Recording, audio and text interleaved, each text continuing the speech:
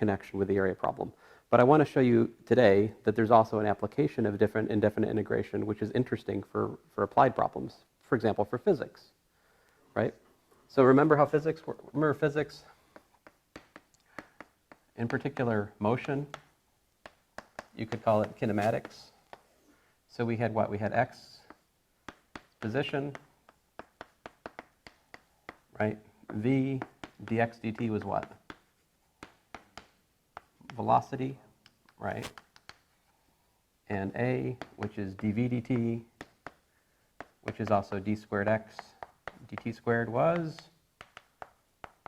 acceleration, right?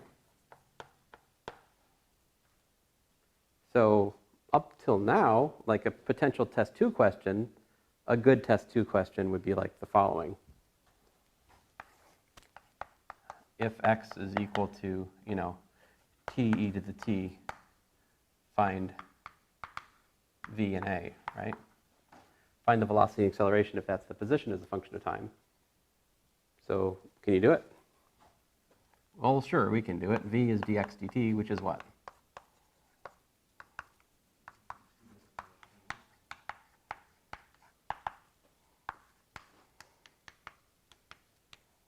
So there's the velocity. We differentiate with the product rule. What's the acceleration? We differentiate again, right?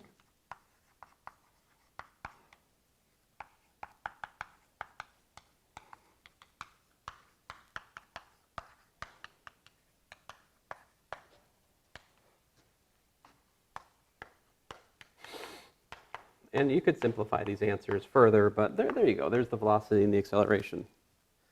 It's a simple matter. If you're given the position, you differentiate once, get velocity, differentiate again, you get the acceleration, and that's all there's to it. But what if we sort of turn this example over? What if instead of first giving you the position, I first give you the acceleration? If I give you the acceleration, can you find the velocity?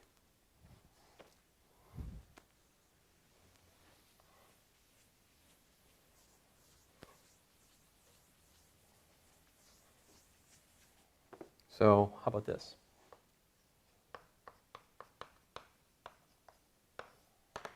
Suppose the acceleration is equal to t, right? And suppose that you're given that the velocity at time 0 is equal to 1, and the position at time 0 is equal to 3. Find v of t and x of t. Find the velocity and position as a function of time.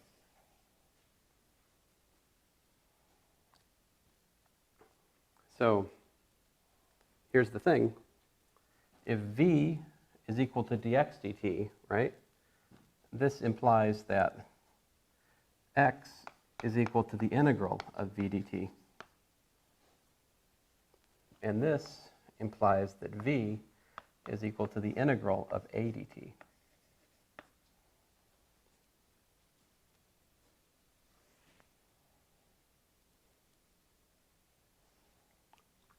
So like v is equal to the integral of a dt. So for this specific problem, I have integral of t dt.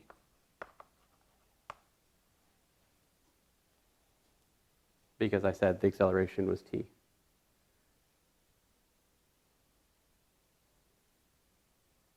So I integrate, I get 1/2 t squared plus a constant, right? But now, see, you guys, eventually, once you have your feet under you and you start asking questions about this stuff, one of the first questions you're going to ask me is, why do we have to add a constant, right? What's that about? And I told you what it was about back in the definition of an indefinite integral, right? But that's somehow unsatisfying. Now the question is, what is the significance of this plus c? What does c mean? This is v. I mean, velocity is not like, the police officer asks you how fast you're going, you're like 50 miles per hour plus c. And he's like, I don't think this conversation will go well for you, right? Like, if you, I mean, up to a translation, 0 miles per hour. No. So this c has to be something specific. It's a specific numerical thing for a given physical context, right? But I gave us that the velocity at time 0 was 1, right? So once you have this here, then the constant's no longer arbitrary, right? We don't need an indefinite integral here. We need a specific antiderivative which respects this initial condition. This is called an initial condition. In fact, all of this is what's called an initial value problem.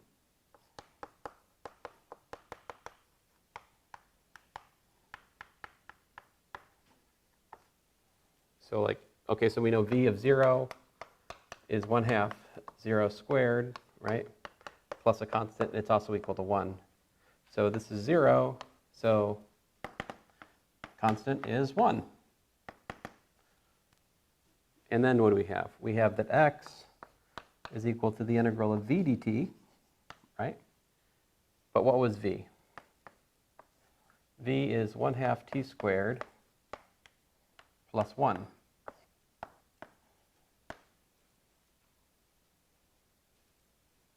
Right? Now we do that indefinite integration. What do we get?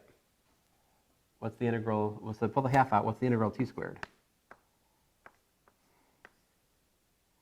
Integral of t squared was 1/3 t cubed, right?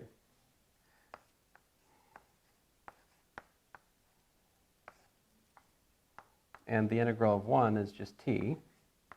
And then we have to add a constant again. I'll call it c2 since it's not the same one we did before. Now, does that constant stay in the final solution? No, because we know the initial position is what? Initial position is 3.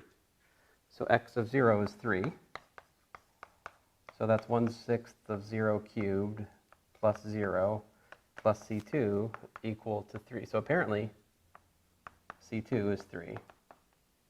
And what we find then, in summary, is that x of t is 1/6 t cubed plus t plus 3.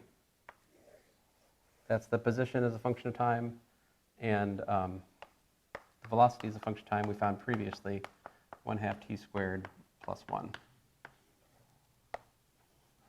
So we can use antidifferentiation to find the velocity and the position if we're given the acceleration.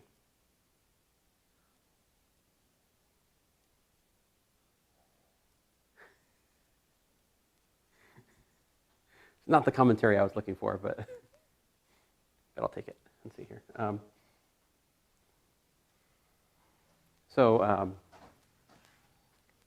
One last